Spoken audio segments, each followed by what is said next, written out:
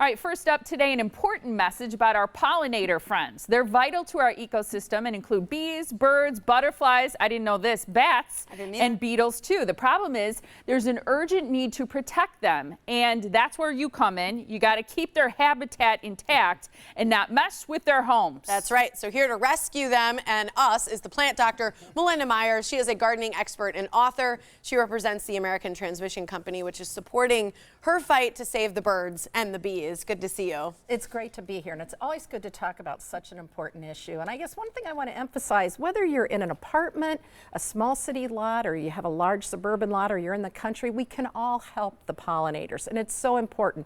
We think about honeybees and we think about the monarch. They're kind of the poster children, I think, of the pollinators. But you were right, beetles, flies, all kinds of insects. Bats, and the hummingbirds do a lot of pollination. So anything we do to help improve the environment for the monarchs and the bees also improves the environment for the other pollinators. Just lay it on the line, though. If we lose our pollinators, what happens? We lose about a third of our food, for sure, and then a lot of the beautiful flowers, the pollination's required for seeds that we plant in our garden. So it's critical.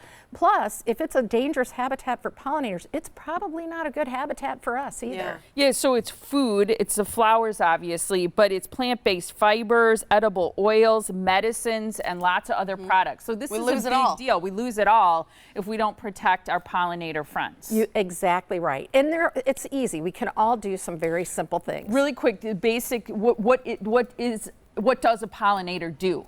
So a pollinator takes the pollen. So when we have a flower, and I don't think I have any. Well, it's really like the birds and the bees. It is. But in some, in the clean, what is it? PG version, okay? Yeah. So they'll come visit this flower. Singles are good. When they come and sip on the nectar, some of that pollen lands on them, and then they take it to the next flower. Some brushes off. That pollinates. Many flowers can't take their seeds. They spread their stuff. They spread their stuff. Yeah, and so, that's good. And then flowers. The flowers are pollinated, fertilized. Then seeds form, fruit form, and that's how we get babies are made. And babies are made.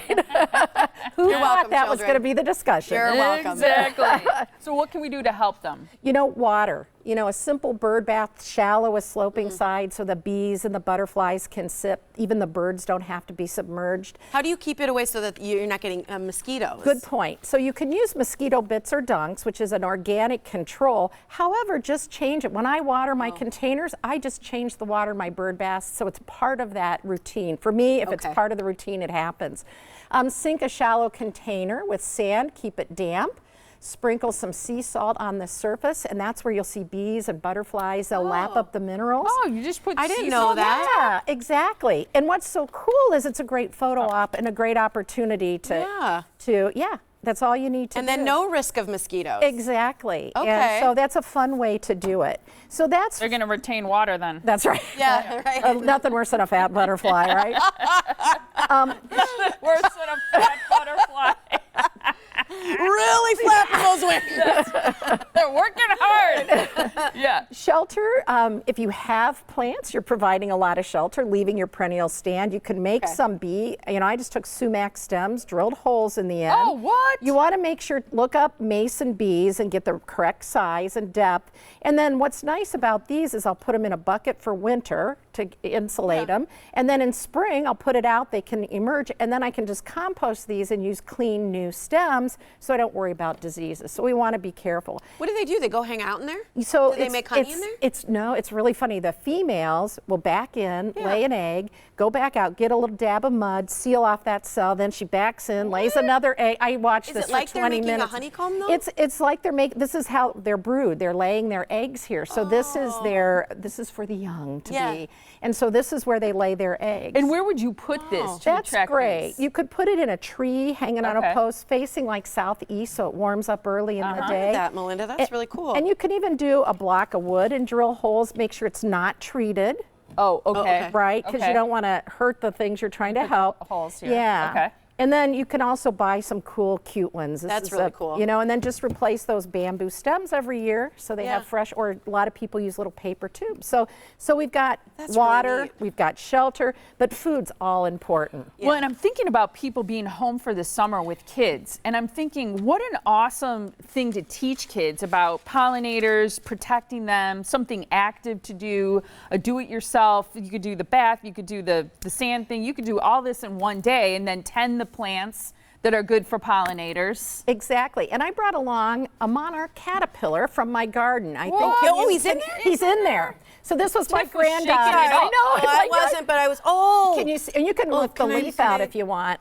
Can I? Okay. Yeah. Hold on. So hold I that brought it. camera. I have lots of little buddy. milkweed seeded in all over my gardens. little And so I went out this morning and found one. Sure enough. And this is fun because it teaches kids who can usually find them faster than I can about the good bugs. And you know, you may want to keep one Why inside. isn't he furry yet? Is he too young? These aren't furry. The monarchs aren't hairy. Oh. They kind of, my daughter used to call them the Packer caterpillar because they're green and gold. And so you can watch that and then release the adult and teach them the Running process. out of time. So Right. anything you need to say about what we should avoid doing, or about how American Transmission Company is helping pollinators? Well, you know what? It's not too late to plant. We've got perennials that can still go in. Garden centers are selling lots of annuals. Herbs growing in your garden are great for the caterpillars. And then one of the main reason I teamed up with American Transmission Company, it's about putting low-growing plants under a transmission line. We don't want to go. They don't want to chop down trees. These are just some examples of the flowers that are growing in backyards, but also under transmission lines.